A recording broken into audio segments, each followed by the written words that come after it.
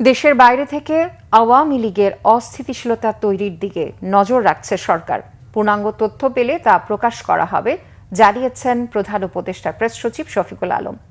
Malaysia প্রধান উপদেষ্টার 3 দিনের সফর নিয়ে ব্রিফিংয়ে তিনি এই মন্তব্য করেন। জানান, নির্বাচনে ভোট কেন্দ্রের নিরাপত্তা নিশ্চিতে এআই নিয়ন্ত্রিত 40,000 বডি ক্যামেরা কিনতে যাচ্ছে সরকার। রিপোর্ট সৈয়দ আব্দুল মুহিতের। প্রধানমন্ত্রী আনোয়ার ইব্রাহিমের আমন্ত্রণে সোমবার মালয়েশিয়ার উদ্দেশ্যে ঢাকা ছাড়ার কথা রয়েছে প্রধান উপদেষ্টার। 3 দিনের সফরে দেশটির প্রশাসনিক রাজধানী পুত্রজায়ায় দ্বিপক্ষীয় বৈঠকে বসবেন ডক্টর ইউনুস ও আনোয়ার ইব্রাহিম।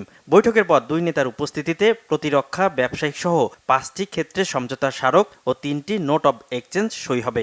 সফরে দুই সরকার প্রধান কথা বলবেন, গণমাধ্যমে অংশ নেবেন, ব্যবসায়িক সেমিনারে মালয়েশিয়ায় বসবাসরত বাংলাদেশিদের সাথেও মতবিনিময় করবেন ডক্টর ইউনুস। এছাড়াও দেশটির ইউনিভার্সিটি কেবাংসান মালয়েশিয়া প্রধান উপদেষ্টাকে সম্মানসূচক ডক্টর ডিগ্রি দেবে। রাজধানীর ফরেন সার্ভিস একাডেমিতে প্রেস সচিব শফিকুল আলম জানান, বন্ধু প্রতিম দেশটির সাথে সম্পর্ক আরও গভীর হবে প্রধান উপদেষ্টার এই সফরে। মালয়েশিয়ার সাথে আমাদের সম্পর্ক ভালো। মালয়েশিয়ার বাংলাদেশের থেকে প্রচুর শ্রমিক নিয়েছেন এবং আমরা আশা করছি সামনে মালয়েশিয়া আরও বাংলাদেশের থেকে শ্রমিক নেবেন। কলকাতায় আওয়ামী লীগের কার্যালয় নিয়ে এক প্রশ্নের জবাবে প্রেস সচিব জানান, এ বিষয়ে তদারকি করছে সরকার। তাদের কার্যক্রম ব্যান করা হয়েছে বাংলাদেশে।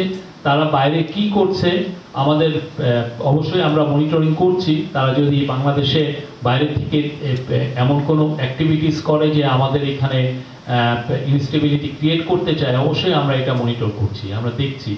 আমরা এই বিষয়ে আরো কংক্রিট ইনফরমেশন আমাদের গ্যাদার হলে আমরা আপনাদেরকে জানাতে পারবো। জাতীয় সংসদ নির্বাচনকে সামনে রেখে সরকারের উচ্চ পর্যায়ের প্রস্তুতির কথাও জানানো হয় ব্রিফিংয়ে। মূল ফোকাসটা হচ্ছে ইলেকশন কিভাবে পিসফুল, ফ্রি অ্যান্ড ফেয়ার হয় এবং যাতে বাংলাদেশের এই যে আজকে যেটা আসলো যে 12,60,00,000 ভোটার, এটা এআই দ্বারা পাওয়ার থাকবে, ফলে যেটা হচ্ছে যে এটা মনিটর করা যাবে ডিস্টেন্স জায়গা থেকে। ধরেন এসপি বা ওসি উনি মনিটর করতে পারবেন 47,000 প্রত্যেকটা, যাতে আমরা সিকিউরিটি ইনশিওর করতে পারি। সেই জন্য এই বডি ক্যাম্প প্রকিউরমেন্ট করা হচ্ছে। রোহিঙ্গাদের প্রত্যাবাসন নিয়ে দুদেশের সরকার প্রধানের মধ্যে ইতিবাচক আলোচনা হবে বলেও ব্রিফিংয়ে জানানো হয়। কথা হবে। সৈয়দ আব্দুল মুহিত, বাংলা ভিশন, ঢাকা।